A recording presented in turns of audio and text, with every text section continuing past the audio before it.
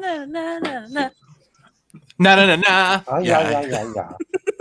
What's up, guys? What's up, everybody? Hey, friendly neighborhood nerds. I know there's already some of you in the chat right now because I was creeping. And what's popping? This is a new bit. It's called Delirium Hour. Maybe it'll be over an hour. Maybe it'll be under an hour.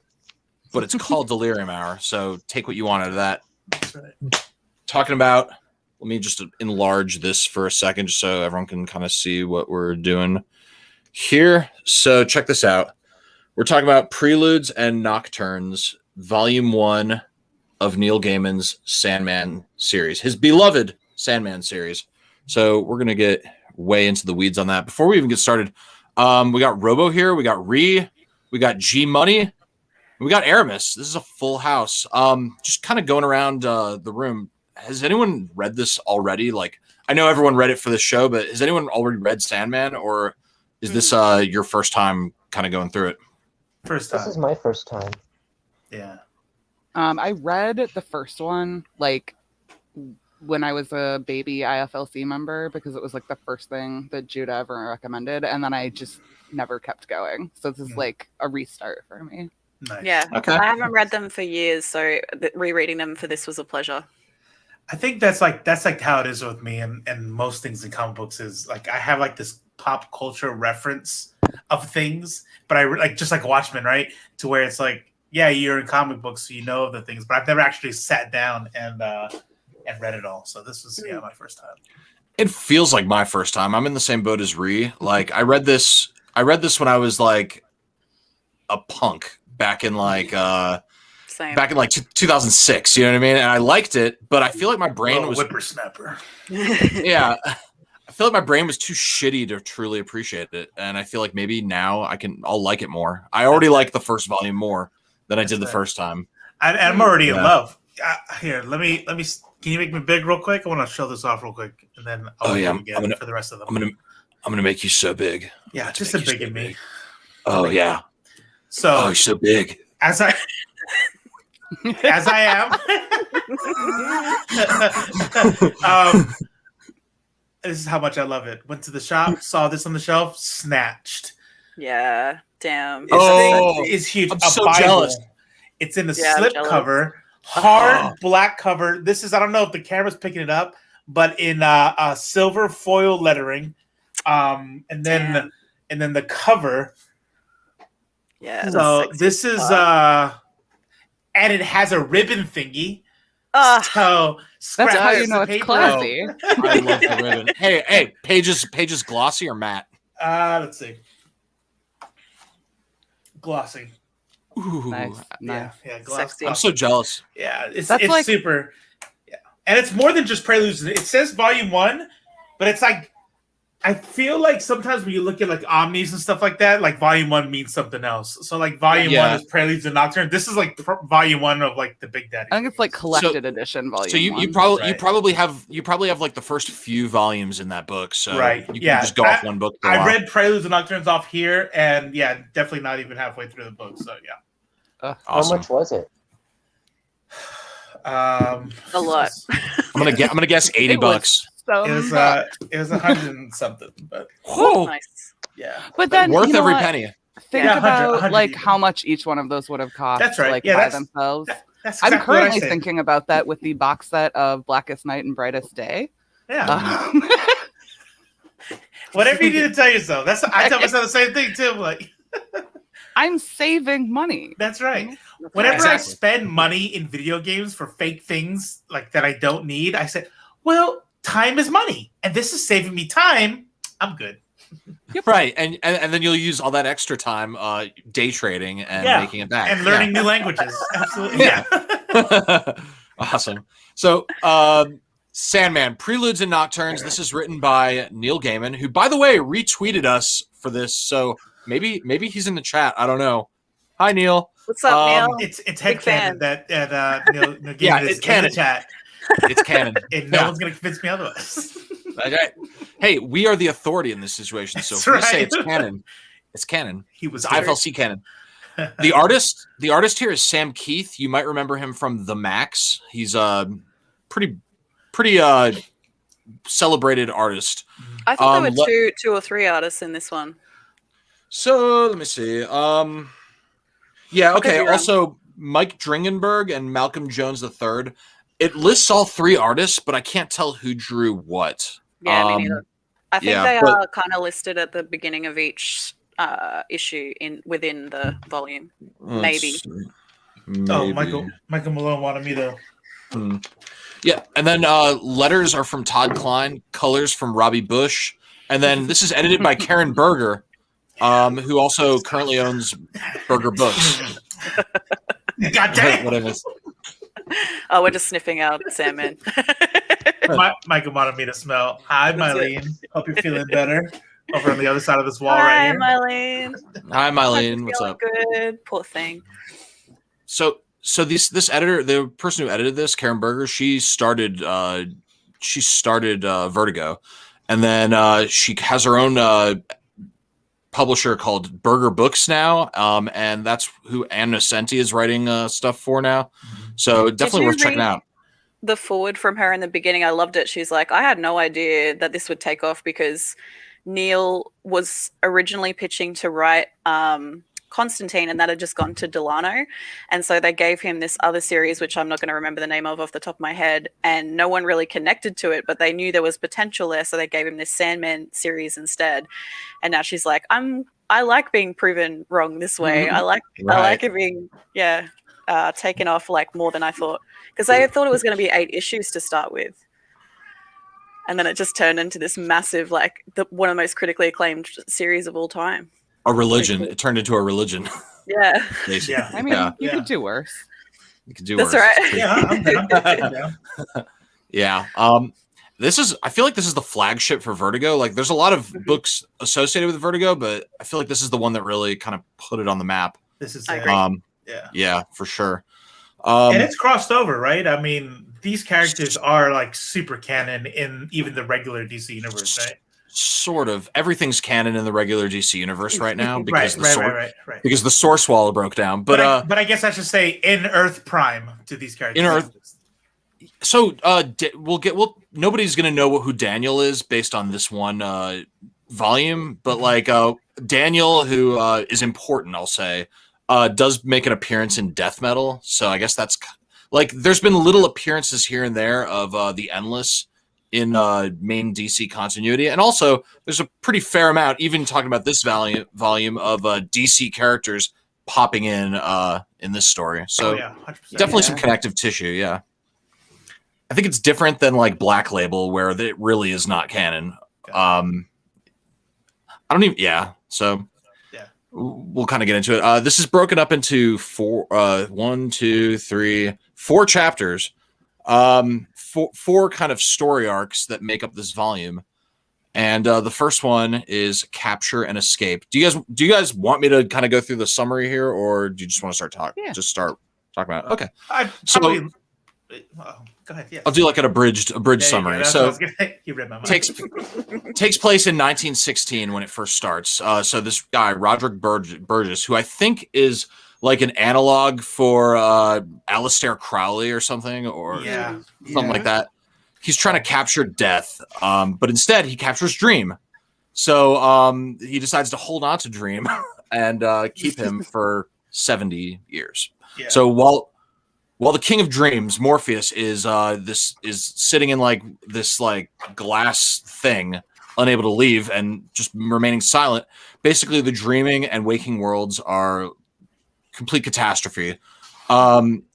The story kind of follows these individual characters experiencing this. You have Unity Kincaid, Stephen Wasserman, Ellie Marston, and Daniel Bustamante. So Unity, she just falls asleep so much that she just doesn't wake up. And she ends up getting put into an assisted living facility where she is raped, and then she gives birth to someone, all without waking up. Stephen, he's a soldier in World War I. He stops sleeping entirely and eventually kills himself at the age of 16. Ellie goes to sleep, only waking like once in a while, still thinking she's a child. And then Daniel walks around like a sleepwalker, cut off from dreams. So complete chaos. Anyway, by the way, if anyone's watching that hasn't read it, trigger warning, trigger warning, trigger warning. This shit is dark. It's very dark. Yeah. Sorry, So- that's all. That's good. No, valid. Very good. Yeah. So Roderick Burgess, he's the bad guy. He eventually dies. He leaves his son, Alex, in charge of Morpheus's imprisonment. And so after like a long ass time, Morpheus's guards, I guess they fuck up and he escapes. And as he escapes, so this is my favorite part, he can't curse Roderick, so he curses Alex with this fucking horrible thing, eternal waking, or no, eternal dreaming, where like he wakes up, a mix of both, right? Right. He's just constantly waking up. So he wakes up, but he's in a dream, and then he wakes up and he thinks he's up, but he's in a dream, and then he wakes up. And we've all had those. Yeah, we've all had that, but his never fucking ends. That's right. That's what I love when it comes to like horror. When you look at like relatability, right?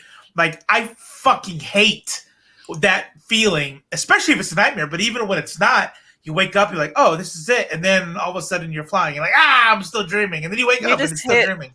You just hit the nail on the head of what I wanted to say about Sandman. Robo is like, the reason I think this series is so successful is everyone sleeps and everyone knows what it's like when you don't get enough sleep and how insane you can go and how quickly.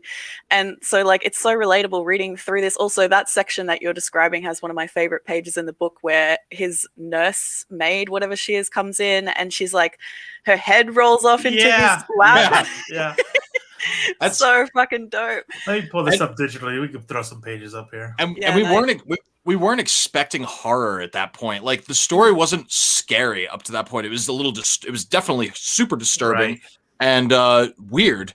But like that was like where I was first like, oh geez. Right. Oh, yeah. wow. Oh shit.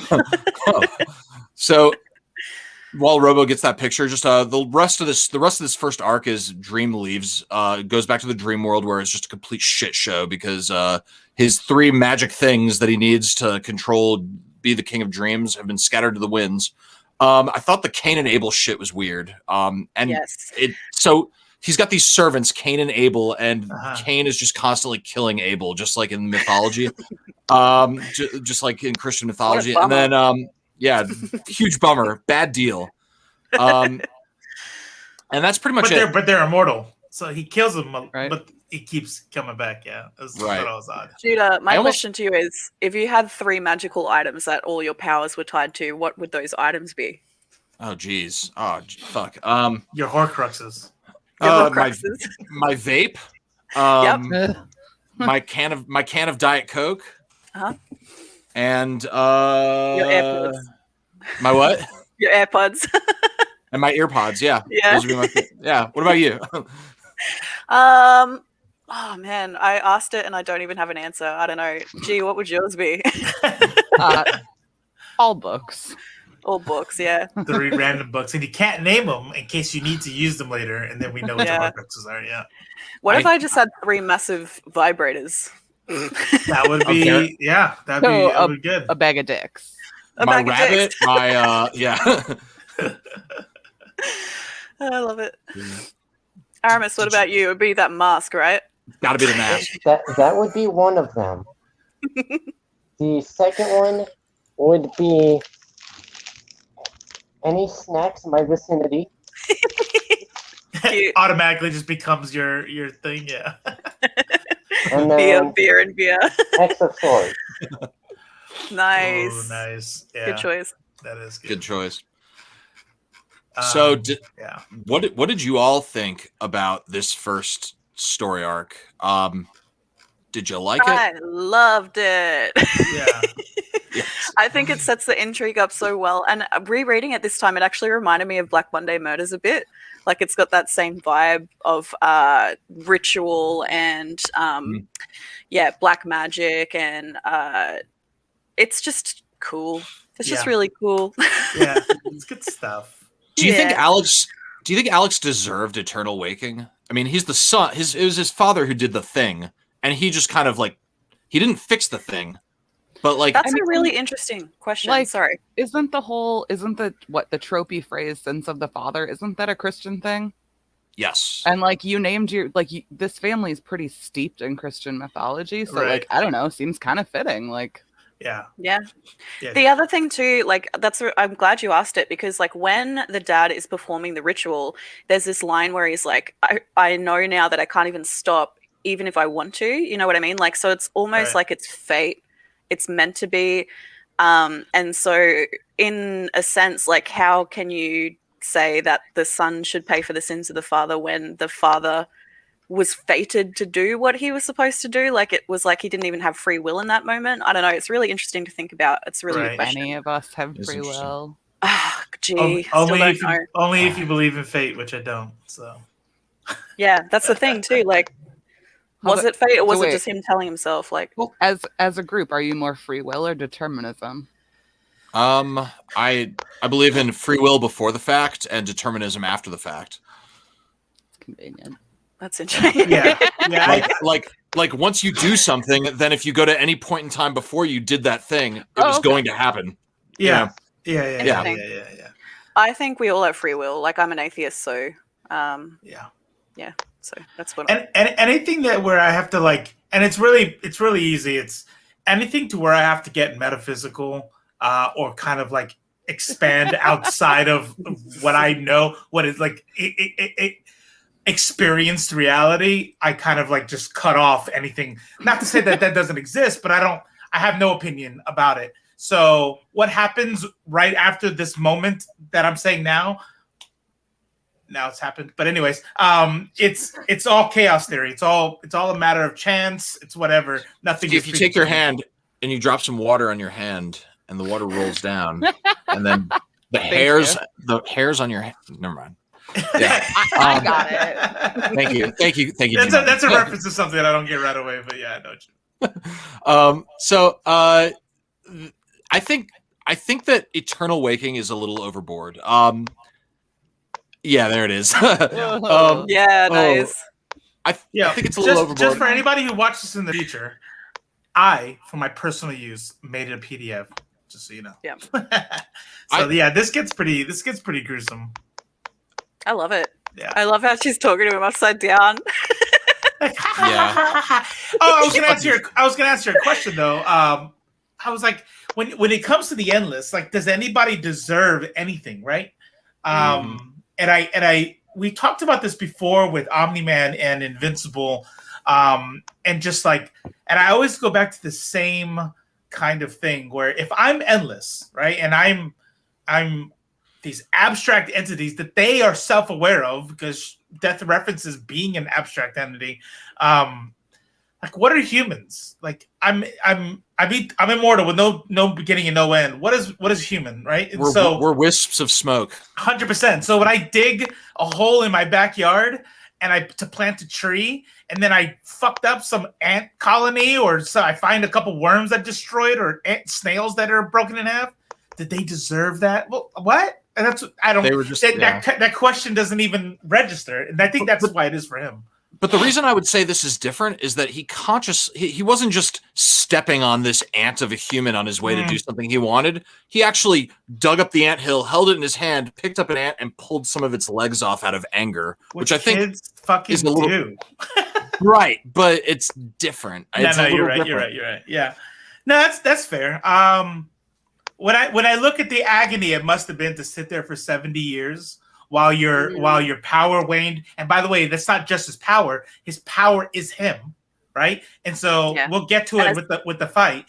There's no time dilation either. Like he said he experiences it the same way that we experience time. Yeah. So that's a long ass time to just be sitting in a bubble. So in the interest of fairness, absolutely. To Roderick. But why? But Alex, I mean, there were pages where he's like, "Hey, do we want to release him?" And he said no. What did he say, G? Yeah, didn't Alex know everything that was happening? Yeah, he did know, but I think he makes a conscious decision to not release him. Yeah, fair. You don't even have plausible deniability. 100%. Okay, fair. I'll take it. Yeah, he knew. I maybe just like kick his ass. You know what I mean? I don't know. The eternal waking is so severe. No, I mean play stupid games, win stupid prizes. That's okay. That's right. But I also think that's a good point, Judah, right? Because like they're alluding to that Morpheus's true nature, and we see that later on in one of the other sections of the story when he encounters another dude that he's like imprisoned, and the guy's like, "Don't you love me?" or something like that, and he's like, "Yeah, I do, Nope. but I haven't forgiven you." You know, like, so he's obviously about harsh punishment. And He has a cruel streak. He has a cruel streak. Yeah, that's exactly it. Yeah. Word. Yeah. I think maybe like growing up in I don't know where you guys grew up, but growing up in like heavily Christian areas, I think we do have an expectation that you should forgive people. And like I don't know if you should. No, 100%. That's No, yeah. My Maylene actually like taught me that. Like we were like just in therapy, there's this idea that you're supposed to forgive people, and it's actually super toxic. It's a toxic trick to sit there and go, no, not everybody you need to just forgive and let back in your life, or even if you don't let them back in your life, just acknowledge that. Like, no, that's a lot of times that's an unhealthy way to live. People use forgiveness as a shorthand for closure, and those are two different things. 100%. 100%. And G, you brought up Christianity. Christianity does promote forgiveness, but Christianity also fetishizes eternal damnation. So it's kind of an interesting dichotomy there. I think probably I'm speaking from specifically like Wisconsin have very I can't stress how Lutheran this area is, and like Lutherans, unlike Catholics, like don't super stress like damnation. They more stress like hot dish. Okay. Here's the other thing too, right? Like Morpheus think of like existing as Morpheus and experiencing everything that we all dream about that's all fucked up and messed. Like that's gotta affect you, right? Like right. He knows how dirty we are. That's right. Like I've had some fucked up dreams, and this dude has witnessed all of that 100-fold, you know? That's right. Here's something else to think about too. In the world of this book, right? So if this book is reality, dying is not the end all be all. There's transitioning, there's hell, there's wherever death will take you. And so in that reality, to live that 80 plus years of that human life is really a privilege at that point. And so what they were going to do to Dream was forever, and there was no intention, right? So really, you'll never get true justice because the intention for Morpheus at that point, this dude's not gonna. He didn't grant him. He granted him endless dreaming, but he's still a human being. He's gonna die eventually, and so and then you move on. And I think when you put it in that perspective, like this isn't the end all be all. Yeah, he's gonna be tortured for a little bit, for far less time than I was tortured, and then he'll move on to the next phase of existence. What was even the plan? Like, I know, like, the plan was to capture Death, but, like, okay, you got this guy and you don't know who he is. Why were they continuing to hold him? Well, there's a bit of dialogue from the son when he's, like, aging up and he's saying, like, you know what the deal is, like, we want power, and what is it that he said? Something like that, Judah, right? Like, you know, he wants something in return for his release, which is essentially, like, he was asking for things that he had no right to want and that Dream was not able to give, or there's some line like that, but he wanted if you turn to me in the book of to chapter, no, I'm just kidding. I mean, I think he just wanted like control over a realm, and it sounds like with Death he wanted to be able to stop people from dying, or maybe bring people back from death. But like with the dreamscape, I don't know, what kind of powers could you get with that? I guess like you could. He was like settling for Dream. You know what I mean? Like he wanted Death, he got Dream, and he was going to hold Dream until Dream gave him something of value. It just seems even more evil. You don't even know who this person is, and if they can give you what you want, but you're just like gonna hold. I guess also at that point, you fucked up utterly, so like where do you go from there? That's right. Like, might as well keep digging, I guess. So he comes down and he says, hello. He says, you don't have to, this is him talking to Dream. You don't have to still be in there, you know. The deal's still the same one that my father offered you. So this is even worse than just like, I don't want to let him go. He's a part of the whole extortion. The same one that my father offered you. Power, immortality, a promise that you won't seek revenge. So that's what these people were looking for. They were looking for power and immortality themselves, an escape from death. and they caught the wrong person who could give them that, but still an endless. So through the generations, they maintained that dude was like, give me I immortality. want to see the alternate universe where they accidentally capture like Desire for 70 Yeah. years. Yeah. Yeah. So Nobody fucks for an entire generation. one thing Dream said that I liked is he was like, "You're lucky you got me because it would have been fucking catastrophic for you if you had actually gotten Yeah. death." Yeah. Mm. In so many words, yeah. But yeah, it'd be interesting to see like the what ifs of who else if they got like what the impact on the entire world would be with them removed from the cosmic design or whatever. Dude, an Yeah. entire Sandman what if series would be fascinating. It would be dope. Some of them would be like 3 pages, and then we cease to exist. Catch us next month on the. Sell an entire book that's just Yeah. blank pages. That's right.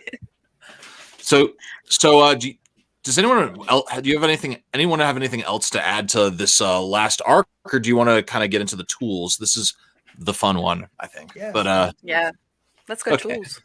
this is such a fun Oh, one. no. I had a note. I thought Chris would be here. And I was saying I hope he was more happy with the layouts for the panels in this one because they're like great. right. They're Can't awesome. complain about those. But he's not here. Oh, I quit. we'll convince him to come on for the Doll's House. So this tools one, we were talking earlier about DC, kind of DC norm, like the DC we all know and love, kind of creeping into this story. We get a good dose of that here because basically starts right off on the heels of the last arc where Morpheus, he's weak, but he needs his tools back. And it's these 3 things: his pouch of dream sand, his helm, and his ruby. So he summons the Hecate, which I think we all really liked. It's this 3-headed, like it's like the Furies or the Sure. Exactly. yeah. Yeah. Macbeth. Yeah, exactly. Yeah. And it's like the really kind of sexy one, the crone, Maiden, and then the crone, and the mother mother. crone, yeah. Yeah. Yeah. and the mother, right? Yeah. I love how much this series like pulls in actual Mythology. mythologies. Yeah. It's very American Gods. There's a very clear connection to American Gods. Which one came thematically. first? I don't know. Sandman. Sandman? Yeah. Yeah, Sandman. I think yeah, I would love to talk to Neil Gaiman for a lot of reasons. But yeah, I would love to know like did one help the other happen? Had to. Right. Yeah. And It's he's the- like, So what is your Gaiman's- brain like? oh yeah, Gaiman's got that whole book on Norse mythology, which is literally just like myth after myth after myth, you know, like the classic Loki ones and that kind of stuff. And it's awesome. And you can tell like it's something he's been fascinated with his whole life. I don't know, because he was a journalist before he started creative writing. I don't know if that flowed into his work with that too, but he's he got says this that- weird. Oh, Sorry, go ahead. No, you go ahead. Go. I was just thinking his writing style, and tell me if you disagree. It's kind of how I feel when I'm reading Kieran Gillen, where you can tell that he's got this journalistic influence, but it's also like, I don't know, it's this weird mix of like creative and informative, if that makes any sense. Yes. No, yeah, now that you say that makes his writing make a lot more sense. Yeah. So I mean, there was one part in the first volume of Sandman where that kind of comes into play. hmm What are you And, thinking of? The scene where the coffee lady, she's writing down everybody's stories so she can write about them. that's right. Oh, wow. No, that's in last another arc, chapter. Yeah. Yeah. The second. That's a scary arc too. But yeah. Good one. Pretty fucked. So Yeah. so when Robo Ree and I we talked to Kieran Gillen like a year ago now. And one of the questions we had was how much of your influence comes from Neil Gaiman, because they do have some similarities, especially the power of story concept. And what Kieran Gillen said, first of all, he did not seem amenable to the idea that he borrowed any influence from Neil Gaiman, but he did say that like one of the key differences is Neil Gaiman is like, oh wow, stories are powerful, isn't that magical and awesome? And Kieran Gillen is like, oh wow, stories are powerful, isn't that fucking terrifying? And Yeah. Dude, if anyone has not read Once and Future, like please do that. It's Yeah. so good. It is. 100%. Yeah. So we get this we have Dream, and he's looking for these three things, and he decides to go talk to John Constantine from Hellblazer, which is kind of cool. So Constantine's ex-girlfriend Rachel has the pouch, and she's been using it like heroin, basically. She did we lose what just oh shit.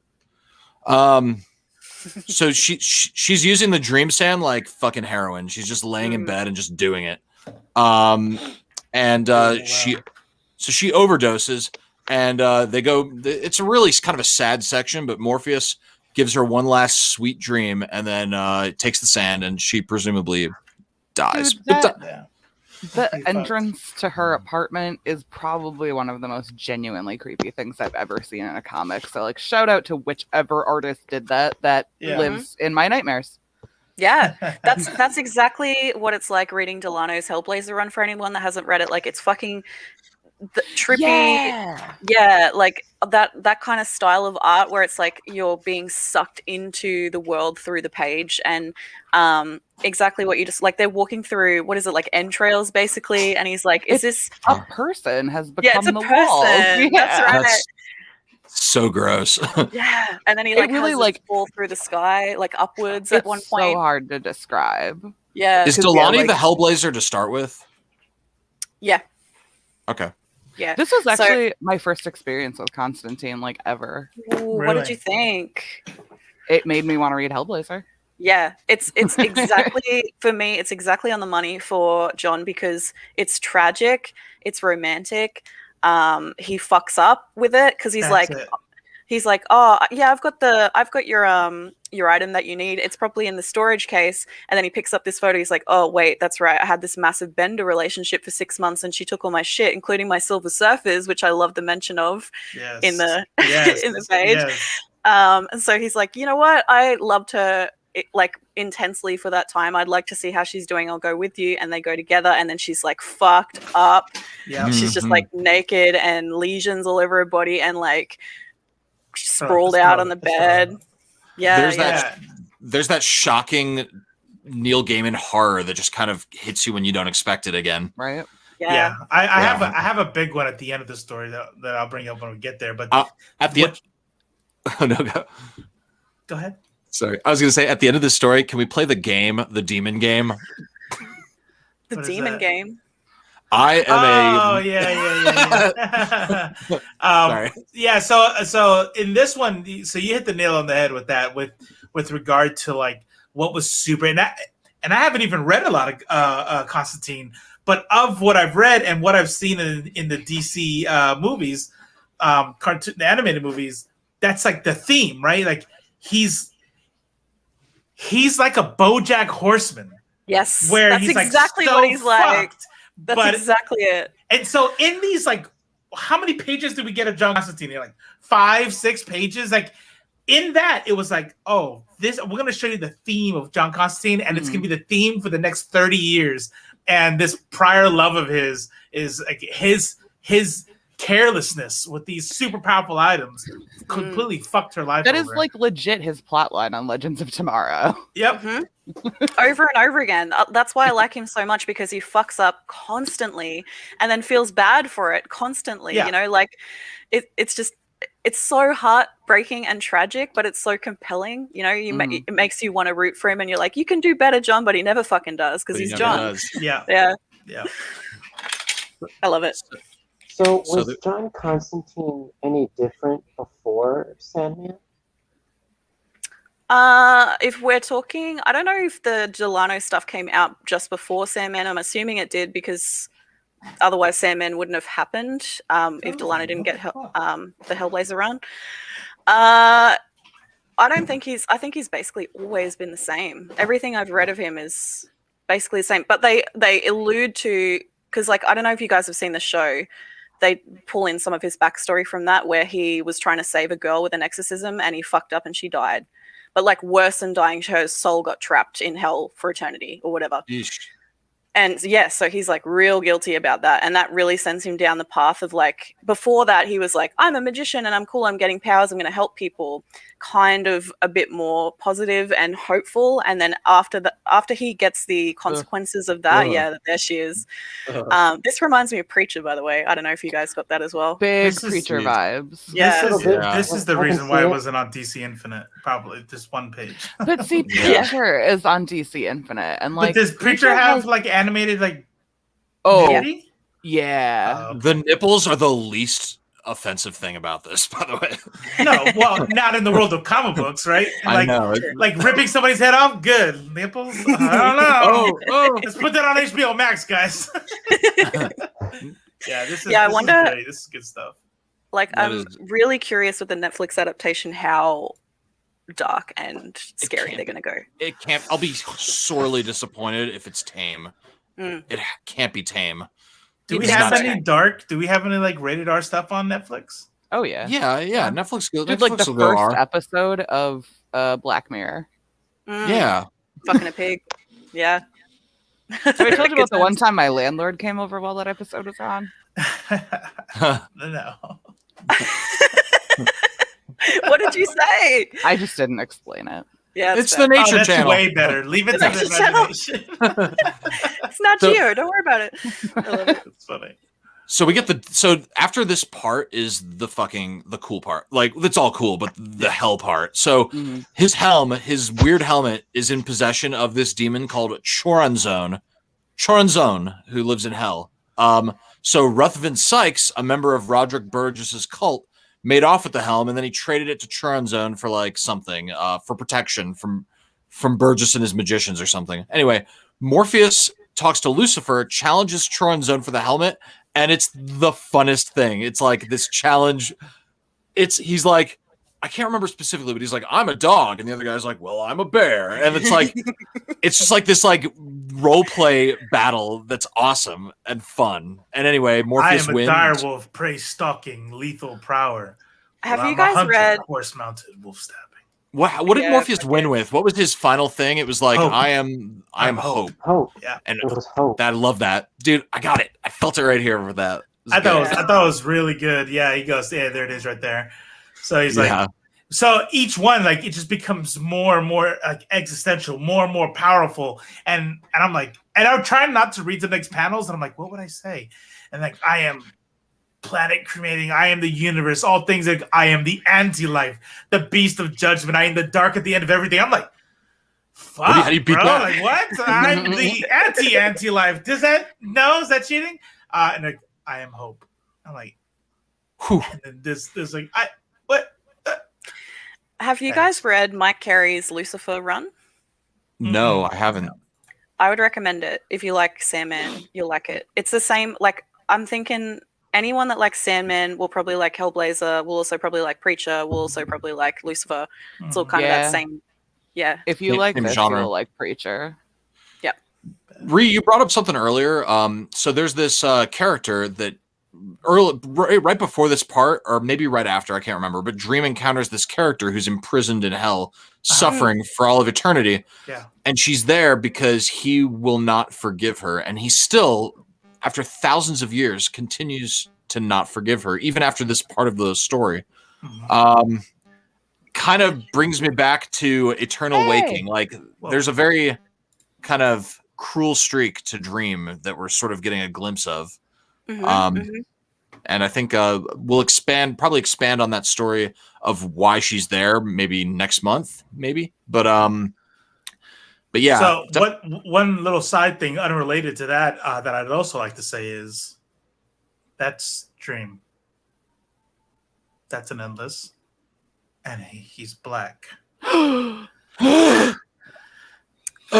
know who's gonna have a fucking meltdown? Neil Gaiman fucking selling out. Doesn't understand its own material. I don't want to go into a huge rabbit hole about it, but that's probably the dumbest thing I've ever seen in comics drama in my life. That anger that anyone has over that shit. Tell me you've never read the comic without telling me you've never read the comic. Yeah. Yes, exactly. And they brought Neil in on it too. I didn't even catch this at first. I'm gonna be honest. Like, I'm reading through this, and by the way that Etrigan is displayed here, I fucking love it. But I saw this. Is like I haven't forgiven, and I remember reading through it. Remember I was talking about we were talking about like ADD and my eyes are just going through the paneling, and I'm like, wait a minute, who the fuck was that? And I went back again. I'm like, oh, It's okay. Dream. Yeah, it's Dream. Yeah. Right. It's great. Good stuff. Crazy. So he gets his helmet back. He wins the little fight. He gets his helmet back, and then he tries to leave, but Lucifer stops him, asks him why he should let him leave, and in a truly badass moment, Morpheus answers, "What makes hell effective is that demons dream of heaven," which That's is right. the hope. The same trump card that he used to win that other fight is that hope fucking gives everything. It's like at That's right. the core of all this shit. Which And then he just circles back to the very end, the very, very end, about why death is better than dream. But right, yeah. Yep. And then, like a boss, he just kind of walks away while Lucifer vows to destroy him. Anyway, this is probably one of my favorite comic book stories ever. Maybe, I don't know. I could read this a million more times. I love this. Yeah, it's great. But without poisoning the well, what did you all think about it? Fucking hated it. It was stupid. Lame. Lame. It's great. I love it. I love like celestial stakes. I really enjoy when angels and demons get involved in stories because it feels super consequential. So I'm enjoying. I also like like you were saying, like the DC universe being crossing over into it. Like we get a little shot of Batman and the Justice League and Silver Surfer. Yeah, it is canon that the Marvel heroes exist in the DC universe as fictional characters. Yeah, that's true. Yeah. Yep. So that was really fun for me. I don't know if you felt the same way. Like seeing Constantine in there was a dream. Reading this the first time, I was shocked how much it crossed over with regular DC comics. Because for me, this was my experience with a lot of like characters that have become favorites, like Etrigan. This is where I discovered Etrigan, and then like, Jack Kirby like originated that character, so I got like that omnibus, which by the way is stupid expensive. I bet. And yeah, like Etrigan is I think one of the best DC characters, and this version of him is I think one of the best because he's genuinely a demon. I love when he's kind of like the straight man, but like I like when he's also just like it's easy to forget that Etrigan is a demon. Full blown evil. Yeah. I liked him best when in Invincible when he's investigating Omni-Man, so that was good too. Are we before we go too much past this, are we just Oh yeah. Ooh, yeah. I mean beautiful. I love the contrast, the colors. Yeah. Yeah. It reminds me of the city on Mars that Dr. Manhattan builds. Yeah. Kind of. That's exactly what it's like. Yeah. Are we gonna pretend this is not a penis? It's like it's a straight up. That's a dick. Well, so it's a dick, but it's all penises. It's but also a dick vulva. with a vagina at the end. It's a dick with a vagina at the tip. It's the ultimate sex organ. Yep. And then you have the clitoris. Three with balls. The 2 balls. Well, yeah. The middle one would represent the clitoris, and then the 2 balls. Oh no! So I'm looking at the tip, like where typically the semen would come out. There's like these pussy lips to where it's like vulva, right? So you got vulva, head, penis, shaft, testicles, clitoris. Like this would be perfect for asexual like reproduction. Put it on a flag. That's it. Put it on a flag. That's it. Yeah. And then I'm not gonna flip through, but when you look at Hell's Lucifer's castle, there's some like similar stuff going on. So I'm kind of curious to see the other Endless's thrones, castles, to see. I'm like, are we just gonna be looking at penises the whole time? Penises, or just genitalia in general? It's just like watching a Disney movie. I don't think it's that crazy. It is Sam Key. Like, I don't know. Like all of them are abstract concepts, so I don't think it's that weird to have because so many like of the symbols for genders are based on genitalia, so I don't know, you're putting them both together, and like they're people who can be anyone and anything, so 100%. maybe I'm just really trying to justify someone drawing a phallus. I don't know. So for me, like the combination was great, and I think works when you're talking about abstract beings that's above gender and all that, but it was just like that, it was there at all. Like if I'm like a god, I'm like, let's combine vagina and penis, and that's my castle. Get to work, guys. Get to work. I mean, same. Yeah. I mean, what else is better? I would have I guess- I would want like a giant tree that's like, like hollow inside. That'd Yeah. be cool as hell. And the trunk is a penis. Yeah, I see where you're going with that. Yeah, that's right. in like Christian and Greek mythology, though, there is a certain hedonism component to hell. Yeah, Right. yeah. I was So- reading something about the Christian fish. You know, that little shoop thing with the where when presented vertically, it was actually an ancient symbol for the vagina. Yeah. Oh, I Nice. can't unsee it now. Yep. Yeah, Aramis, Nice. sorry, were you saying something before? No. No, I want to know what would your castle look like, Aramis? What would you pick? My castle. It was Like, what kind of probably- penis and vagina would you Yeah. use? So my castle would be very little. Okay. Very small castle. stop. Hey, It's not about the size. It's how all you use right. it. So, passengers is the next name of the next. Well, the next one is John D. I know, Right? it's just up on the screen. Yeah. Oh, okay. You know what I Okay. really like? Speaking of D, and we're gonna see more of him here. I like for real. Good transition. Sorry. Good Really transition. sorry.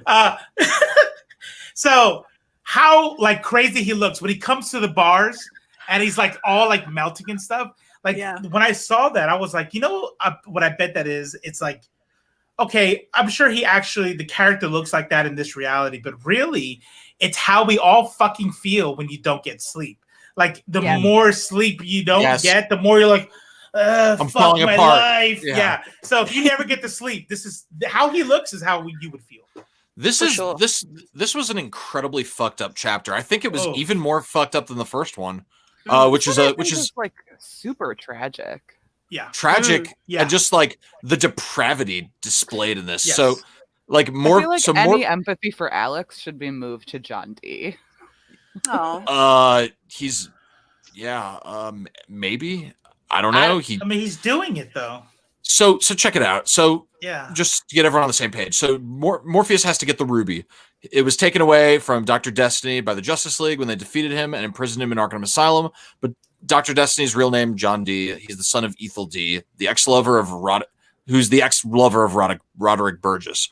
So he received the ruby from his mother and corrupted its power. After he's notified of the death of his mother, John D. escapes Arkham Asylum and goes to retrieve his ruby. And when he escapes Arkham Asylum, he basically talks this very nice woman into picking him up and driving him. I mean, first he puts a gun in her face, but eventually they become friends, sort of. So Morpheus manages to track the ruby down to a storage unit and retrieves it. He finds it much changed, and the tool he once relied on drains him even further, leaving him unconscious because I guess D's essence has corrupted it. D arrives, takes the ruby, and then he holes up in a 24-hour diner, which basically just becomes a fucking hellhole. Escape, yeah. Yeah. So after D torments and controls the diner patrons, Morpheus arrives and he fights D for control of the ruby. D destroys the ruby, thinking this is a very Thanos with the cosmic cube thing, but D destroys the ruby, thinking this will destroy Morpheus. Instead, it returns all of the energy stored within it back to Morpheus, making Dream more powerful than he's been in ages. He returns D to Arkham and undoes the damage to the Dreamer's D caused with his use of the ruby. So here's my biggest problem here, and I'm not saying it's bad, but why is Morpheus so compassionate with D, who is literally one of the biggest pieces of shit in comic book history? And Alex gets the fucking eternal wake. Like, what the hell? You know what I mean? I think because one of them knew what they were doing and the other one didn't. Like one went in fully informed and one like I feel like John D is the equivalent of growing up like in a house where your parents deal drugs and getting into drugs. yeah, Because, nice. like Okay. it's just like this is what's been modeled for you as a child. And his mom And, hated like, him. Yeah. His mom hated him. How much pleasure did he derive from torturing these people? I'm with you. You actually shooting that woman. That Oh, was sorry. it. That's it. No, exactly. That's what I want to go back to because you kind of Shoot. you went and it eventually befriends her, kind of, and then we went to the thing. The Look, circle, yeah. She Yeah. fucking murdered her after she was nice to him. like they became friends, like you said it. Like they became friends, and then she's like, "Oh, this fucking decrepit, melting, gross." And then what I think is funny and a sign of the times was she asks him if he has AIDS, like, which is also very like poignant about like that's what you think AIDS does, right? Yeah. He AIDS says, panic, "Hey, man. Rosemary, is your husband Harry? Is he really a hitman?" Harry? Oh God, no! I was just trying to scare you. Before I thought you were dangerous. Blah blah blah. I guess it wouldn't have made any difference then either. Blah! You didn't fucking have to kill her. You know, like that wasn't even like the Ruby power. It's like, and then fucking murdered. Like, fuck D. I found no redeeming qualities in D, and yet Dream was extraordinarily merciful to him. So you know what it's like. So let's go back to another analogy. I would say D is like I was horribly abused and et cetera, very bad things in life, and I grew up to be somebody who collects dead bodies of children. It's like, yeah, that's a fucked up start of your life, but sorry, bro. Like, you know, like if you end up like that. So what he did in this restaurant scene was just like mind-blowing. Not everyone that gets a concussion ends up being a serial killer, you know, like exactly. I get what you're saying. Yeah. Like, bad start. I'm sorry that happened to you, but bro stuff. I actually felt the most bad for the waitress in this whole thing. Same. And then the lesbian who was like finally like, you know what? Fuck everybody. I'm gonna be me. And then she stabs her eyeballs out at the end, and it's like you're just watching the whole scene. Like, should we put that up? Oh well, yes, do it. Do you guys have anything else to say about it? And then we'll just show the final restaurant scene. This scene has to be in the show. It has to.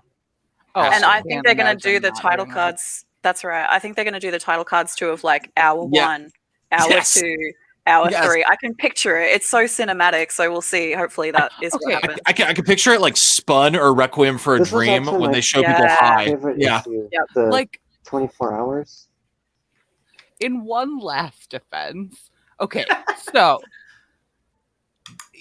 a creepy serial killer does like kills children. That's terrible, but like they didn't have literally like an item belonging to a freaking god corrupting them. Fair. Like that is, you would have to be a really strong person to not turn into a terrible person when you have dreams like Ruby corrupting you. I think wait a minute. G is sticking up for D because letters stick together. That's what I like. This person, D, is the person who got the endless sleep. Yeah, they're not different characters unless I'm mistaken. No, D is not the same as Alex. So the lady who if you listen to when he was losing his mind, so maybe I'm wrong, but it sounded like, because remember when they first showed him at the bars and he's melting? That's the dude who was cursed with the sleep, and this is him like further along. Are this different people? Different people. Okay, all right. Yeah. Well, yeah. Now I don't feel bad for him again. He almost had a little bit. But some of these characters will, I think, reemerge at some point. I think the reason I try to find like a reason is because like, I don't know, Dream took pity on him, so like there has to be a reason. Yeah, but maybe not. Maybe he's just capricious AF. I don't know. I personally like Dream is being set up to me in this first arc as like someone that's not necessarily compassionate, but more cares about how they treat him directly. And he said in the beginning, "I want revenge," which is why he gave the endless sleep to the dude. Dude didn't steal the ruby from him. He didn't even know who Dream was. He never wronged him directly. So don't get me wrong. I think he was so compassionate because it wasn't like a direct affront. And yeah, like him Dream, killing other humans. He's like not a good guy. You know what I mean? He's pretty much only like Ree said, only cares about how things affect him. He doesn't have like a sense of like morality, I guess. He's do our human concepts of morality apply to him though? That's a really interesting question. Maybe not. Yeah. That's an apologetics point for pro-Christianity, by the way. Oh shit. What?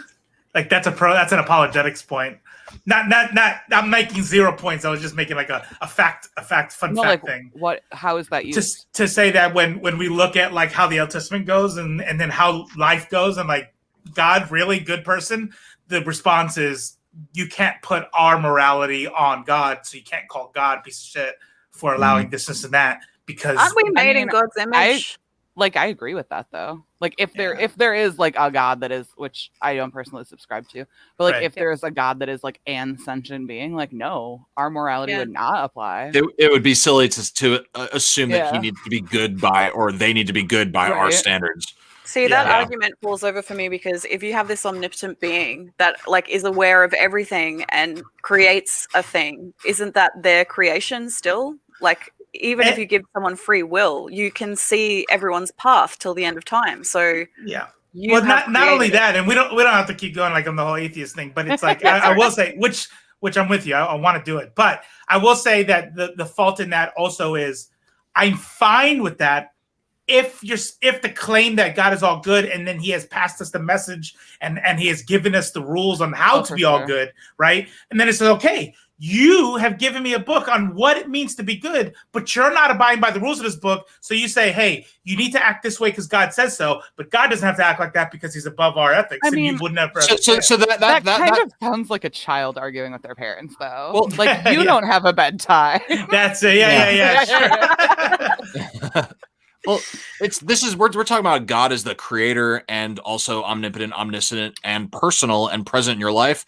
But like, you get into, that's a Christian mythology. You get into other mythologies and God isn't necessarily the creator. God might just be really, really fucking powerful, like Galactus or Zeus or like, or death Galactus or dream, is my God. But Galactus don't give a fuck about you. He gives a fuck about Squirrel Girl. Well, so we kind of already moved this past this a little bit, but so there's a fucking head on the floor. Reese cute. Yeah. And there's and so some of these people, like the big dude that ate like the head off another guy, like he was a piece of shit. The other guy, the young dude, was like wanting to be rich. Look at this shit. Look.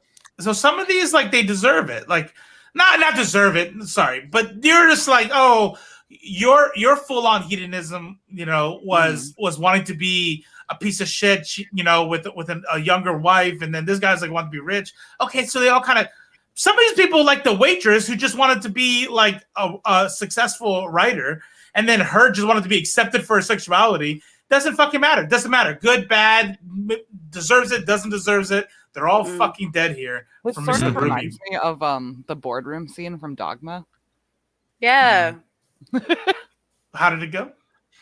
Oh, watch Dogma. Okay. Yeah. No, great. Matt Damon just goes around like the boardroom and like exposes everyone's like, you're a terrible person. Like you went to Thailand to have sex with little boys, and you disowned your gay son. And then like there's one like good person, but he's like, I'm gonna kill her anyway because you didn't say like gesundheit. Yeah. Lady Fantastic says God is a man-made construct to help us cope with their own self-awareness. It kind of goes back to when we talked about Crossed. Robo was saying, correct me if I'm wrong, you were saying that it's like kind of weird in Crossed how when everyone is completely controlled by their id, they just become psychopathic rapist murderers. Yeah. And I mean, definitely exaggerated for the comic, but I think there is a nugget of truth that if we would all be monsters if we were only completely unfiltered impulses without anything beyond that. Traffic accidents if I had no filter. Right. We like our id is inherently just. It's impulse. It's pure impulse. Yeah. So when you're sitting there and you see someone and they do something that you don't really like, and you're like, "Fuck that person," you have this whole personality stopping you from actually wishing harm on them. But if that was stripped away, why the fuck not? It's just impulses guiding your actions. There's a great episode of Buffy that covers that. I just want to say that when we can move on from this, that the id, ego, and all that. Made up stuff, it's mostly bunk stuff that modern psychologists don't. The bulk of Freud's work has been debunked. but in a literary, more of a dramatic literary sense, you have your impulses, and then you have being a civilized human being, right? But that's what I mean, though. I think that if you take that, and that when my comments about like that's what you think would happen. If you start with the premise that the id and the ego and all that stuff is more or less, not completely, but more or less bunk in the way that Freud presented it, then you go, wait a minute, there must be other things there, like self-interest and things like that, because when you look at non-human animals and the way they interact with each other, they're not just like, huh, fuck you, eat and bite. Like they have to in a societal level operate within a certain thing that prevents their own extinction. So but rats will also eat their children, though. You know, they'll also just eat. For reasons, not for lack of impulse. It's not an impulse. It's a protection of your like, for instance, lions. They need to not have things that threaten you. What is it? Usurper? Yeah, like that stuff. You know what I mean? There's a reason. It's not like I lack impulse. Let me fuck this hole in the tree until my skin rips off. It's like, I'm like, what? That's what you would do? I do. I just want to say before we move on to, like, I do understand the desire for there to be a god. I kind of wish there was some kind of god that I believed in, but like, I do get the desire of like having someone better than you that tells you what to do, because that is so much easier. But yeah, that's my. I just want to put that in there too. Like, I get it. I understand it. Absolutely. So, following up this really fucked up chapter, we have what I thought was a delightful chapter, a lovely chapter. Except for one panel that kind of fucked me up. One little part, yeah. So it's called Death, and it is where we meet our second endless. Death. Oh, you're talking about the baby Robo, aren't you? Such a beautiful issue. It's a beautiful issue, and it really, I feel like we needed it. I feel like we were kind of strung up from the last one, and we needed something to remind us of just goodness. I think Dream needed it too. Dream needed, yes, absolutely. It's short, so Morpheus is sitting in front of the fountain in London. He's feeding the pigeons, and some kind of goth-looking chick approaches him, strikes up a conversation, and they talk. Morpheus. Wait! I don't mean to interrupt, but I feel like I just want to show these panels real quick. We didn't talk about him beating him. Oh yeah, okay. And I think that was really, really dope. In the way that, and you did talk about it, right? You said the Thanos thing crushes the deal. Right, I just want to just talk about like the illustrations on what it meant, like when you finally see what kind of power an Endless really has, and it's like, look at that fucking shit. And I love that dark space art that like leans heavily on the black. Yeah. It's like, this is him, like, I have my power back, John B. It's really rare that I give any like attention to the person doing the lettering, but like, goddamn, the lettering in this book is absolutely as important as the characters. Let's say their name. It is Todd Klein. Way to go, Todd great Klein. Job, Todd Klein. Yeah. It's a great name. Yeah. So he's like, are you gonna kill me? I could. Perhaps I will. Right. Like, yeah. This is so good. Okay, sorry. And I love that he's not arguing. Like, that's another reason I think he's more redeemable than Alex. Is he's not like, once he's beaten, he's like, yeah, okay. All right. Maybe the influence of the Ruby, like he's thinking more clearly now. He's like, It kind of reminds me of in Exo Manowar, when he's like, if you need to kill me to get peace, do it. And like, yeah, like, you know what? I did screw you over. So it's like, always endearing. You need to kill me. Yeah. It's always endearing when someone feels so bad that they're like, wow, yeah, okay. Get me, you know. Even when they do, I don't know if it's when they do something this bad, but yeah, that trope definitely is effective. So Dream's hanging. He's hanging by the fountain. And then this woman walks up, and she kind of looks like a goth, I would say, or whatever goths were in like the 80s. They were goths, yeah. So Morpheus pisses her off. She yells at him, takes him to task. She's Death. We find out she's Death. She's Dream's older sister, and she's the entity that Roderick Burgess was trying to capture at the beginning of this entire thing. So what we have for the rest of this issue, or for the rest of the story, is basically Morpheus accompanying her as she goes about her tasks. They discuss his imprisonment, their duties. Morpheus, by the way, he's being like a big sad sack. He's Thor without his hammer for a long time. Yeah, that's right. He's Thor without his hammer. It's like just exactly, yeah, just a big sad sack grump. He's had a really bad 70 years. He's had a really bad 70 years. You're right. Yeah, but how long is that for an eternal character? That's like complaining that my last minute and a half was really for them. He said it was the same. Yeah, did he? He said it was the same. Yeah. Yeah. So a long time. Yeah, it was a long time. It sucked. He had a bad time. He had a really bad time. I like him. I like him. Like, what the fuck? Because they're all these all powerful beings. She throws bread at him. I love the contrast in this chapter specifically because like this whole series has been so dark, and like it's literally just white for most of it, or like bright blue sky. There's just like an immediate change in the art. I like how this bro is hitting on death, and she's like, "Oh, you know what? I'm actually going to see you again soon." And he's like, "Yes, yeah, score, bro." You know what? At least he went out thinking he was going to bang this super hot goth chick. So yeah, true. Good for him. I would love to see a cameo role in the Netflix adaptation of that. You know, like get like Chris Pratt or some fucking dude bro in there. You know. Oh, they should get the guy who played Kato Kalin. Oh, perfect. Yeah. Yeah. So they basically Morpheus comes out of his funk during this whole thing. There is the baby part that was a little sad. But basically is that a little sad? Like, yeah, it was a little, it was a bummer, I guess. Sometimes babies die. Babies die. But here was my problem. Doing her rounds. That was beautiful. Here was my thing. It was the paneling. So I'm going through, and my brain is kind of like it was presented. You know, like how sleight of hand works. So when you're looking at magic tricks, I'm gonna do like 7 steps in a row, and the 7 steps is really only to fuck you up because in step 8 I'm gonna do something away from the first 7 steps, and it catches off, and then it looks like magic. So Neil Gaiman does this, and the paneling does this. Like, okay, and my brain is like, I'm not gonna lie, I'm scanning at this point. I'm like, okay, she's going through. I'm just reading the main parts. Okay.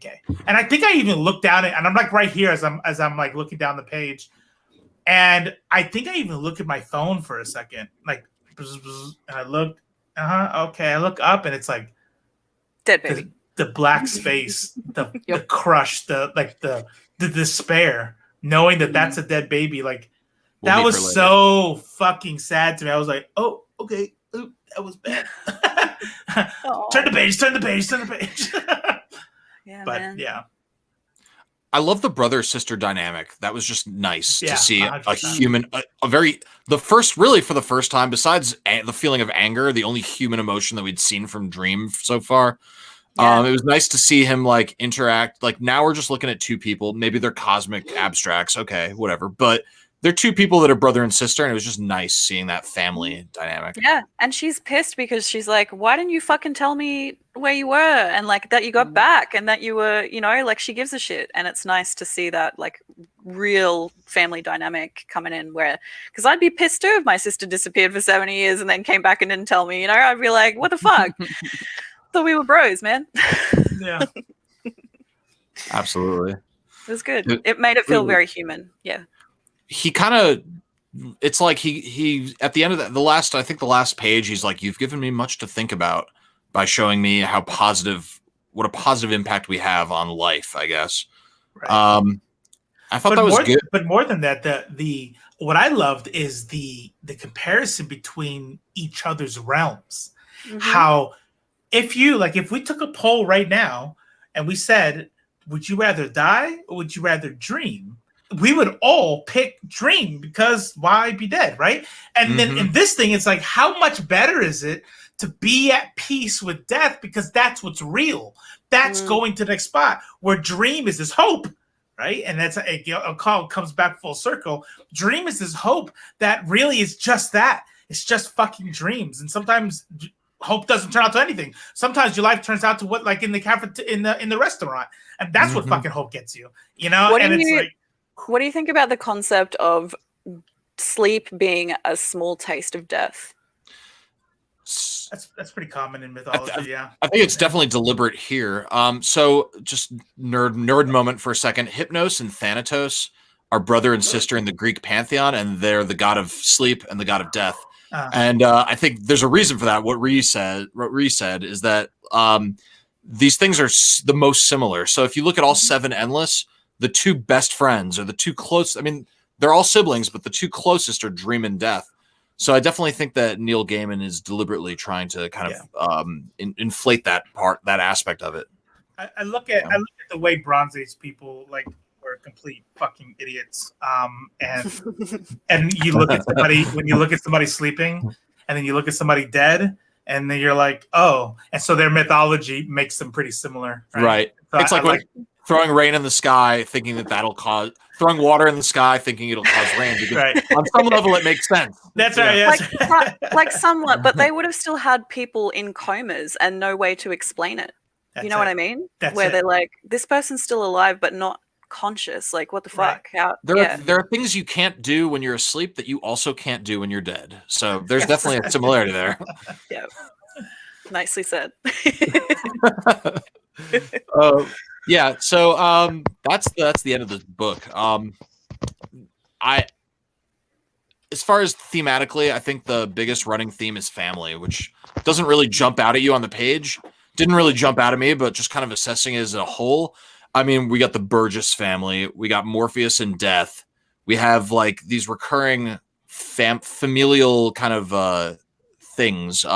We have I know it's not blood family, but it's Constantine and his ex-girlfriend, forgot her name. So Rachel? I don't know. Is it Rachel? Rachel, yeah. Constantine and Rachel.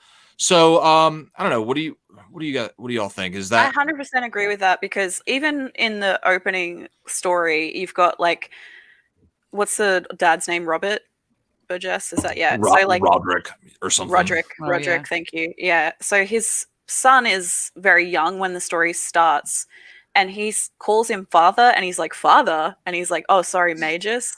So like even from the very first pages, it's like setting up family dynamics and how different families interact with each other, and what's healthy and maybe unhealthy. And yeah, like even with the waitress, like she's writing stories about her son and her husband or something, right? Like that's how it all starts. And yeah, I agree with you. I think it's very family is definitely huge one of the thing things for sure. Yeah. Did anyone else think it was sad? The other family thing, Cain and Abel. That's another family dynamic that's kind of present. Yeah. Did anyone think it was sad, the last kind of shot of Abel in this story, where he's like telling himself a story about like, and the brother was always nice to the other brother or something. Right. Can we just talk about their weird demon baby that is clearly the sibling of whatever the kid on Eraserhead was? Yeah. They're obviously related. Is that Irving? Have I got that? Irving, correct? yeah. That whole Irving thing made me sadder than I think it was supposed to. Yeah. I think no matter who you are, even if you're the most cold, callous human being, you can read this book and still get a punch to the gut from one aspect of it, because there's a whole lot that happens in it, and it's setting up a whole bunch of different concepts that we have to wrap our brains around. It does it so well. And it's funny, like reading the afterword from Neil in the book, he's like, oh, it was really clunky when we first started because none of us had written or produced a mainstream comic before. And so we all had this, it kind of reminded me of us with IFLC actually. We all had a different idea of what it should be. And so we were all pushing that, and it ended up being like awkward, but it's still magic and it's still beautiful. Yeah, it's fascinating to like see the behind the scenes of it as well. This is regarded Aramis, what did you think of the book? Like what are your overall major feelings about this book?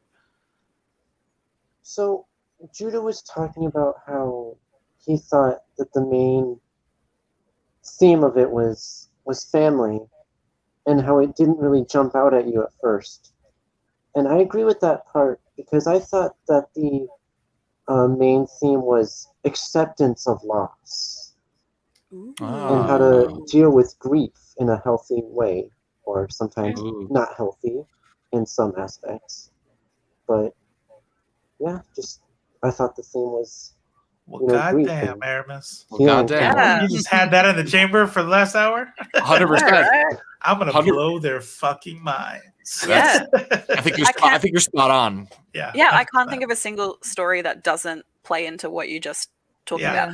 Yeah. It kind of wow, yeah, that's really good, because we're talking about what happened in the restaurant, and on whether or not that was understandable, and whether or not you're redeemable about it, and they talk about his mother, and well, that was the one way to go through his trauma and how that came out, and that happens in life, right? We see school shooters and shit, and and then there's other ways. Look at that.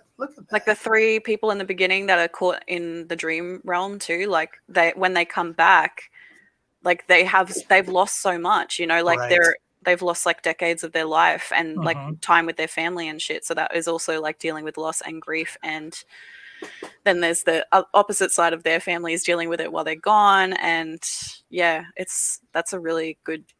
Aramis, you fucking blowing my 100%. mind, man. You hit the nail on the head. Loss and trauma is like a fog hovering over every single page of this graphic novel. Yeah. Mhm. Yeah. A lot of people say that this is the greatest comic ever made, or I mean, it's regarded by many as being like one of the best comics ever. I haven't reached. When we finish the entire series, I'll probably do some like internal thinking and see if I agree with that. But right now, I can't say it's wrong. It's definitely it's definitely not a huge exaggeration to say that it's the greatest ever because it's pretty fucking great. I think with. I was going to say, like, what would you rank up there with it? Like, what would you say is the same kind of caliber that you've read? Oof. Wow, what a hard question. Can someone else answer that while I think about it? That's I hard. don't have an actual answer to that, but what I will say is that I think best comic ever is so subjective.